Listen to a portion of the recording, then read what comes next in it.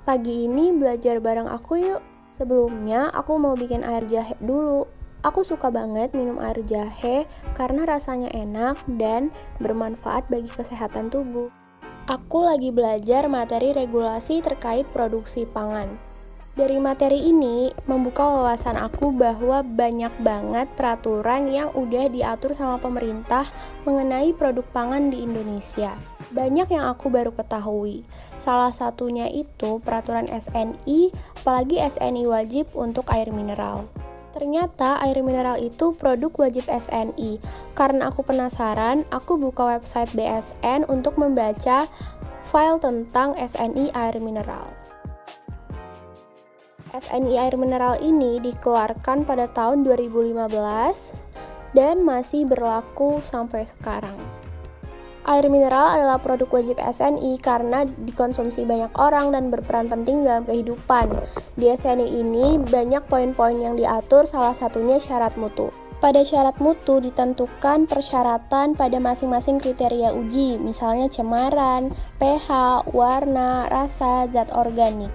Dibahas juga mengenai aspek hygiene, syarat lulus uji, komposisi, pengemasan, dan lain-lain. Produsen air mineral wajib mematuhi SNI ini agar bisa mendapatkan standar SNI bagi produk mereka. Gara-gara baca materi SNI, aku jadi nyari logo SNI di kemasan jahe yang aku minum dan ternyata nggak ada.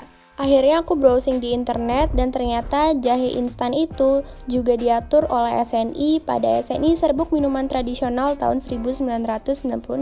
SNI Serbuk Minuman Tradisional ini bersifat sukarela. Didefinisikan serbuk minuman tradisional sebagai produk bahan minuman berbentuk serbuk yang dibuat dari campuran gula dan rempah-rempah dengan atau tanpa penambahan bahan makanan. Dibahas juga mengenai syarat mutu, misalnya batasan cemaran logam, kadar air, kadar abu, jumlah gula, dan lain-lain. Selain itu dibahas mengenai cara pengemasan, cara uji, pengambilan contoh, dan lainnya. Semua SNI bisa dicek di website BSN, tapi untuk mengakses seluruh file harus melakukan pemesanan. Keamanan pangan gak hanya diatur di SNI, tapi juga di penjaminan produk halal. Undang-undang Jaminan Produk Halal bisa kalian akses di websitenya JDIH BSN. Banyak aspek yang dibahas di jaminan produk halal, salah satunya untuk produk pangan. Di bagian awal dijelaskan bahwa undang-undang ini gak hanya tentang pangan, tapi juga mengenai kosmetik, obat, produk kimiawi, biologi, rekayasa genetik, dan lainnya. Tujuan penyelenggaraan jaminan produk halal untuk memberikan kenyamanan, keamanan, keselamatan, dan kepastian mengenai produk halal bagi masyarakat dan meningkatkan nilai tambah bagi pengusaha. Dibahas juga mengenai bahan haram, misalnya bangkai, darah, babi, hewan yang disembelih tidak sesuai dengan syariat. Dibahas mengenai kewajiban pengusaha yang mendapatkan sertifikat halal, di mana harus mencantumkan label halal pada produk, menjaga kehalalan produk, dan lebih lengkapnya bisa kalian baca. Diatur juga mengenai tata cara pengajuan halal dan siapa pihak yang berhak melakukan pengujian. Perlu diingat, ini adalah undang-undang, jadi siapapun yang melanggar akan dikenakan ketentuan pidana. Itu sekilas mengenai undang-undangnya, lebih lengkapnya bisa kalian baca sendiri. Terkait regulasi pangan, kita udah bahas mengenai SNI dan halal, tapi ada juga yang lain yaitu GMP.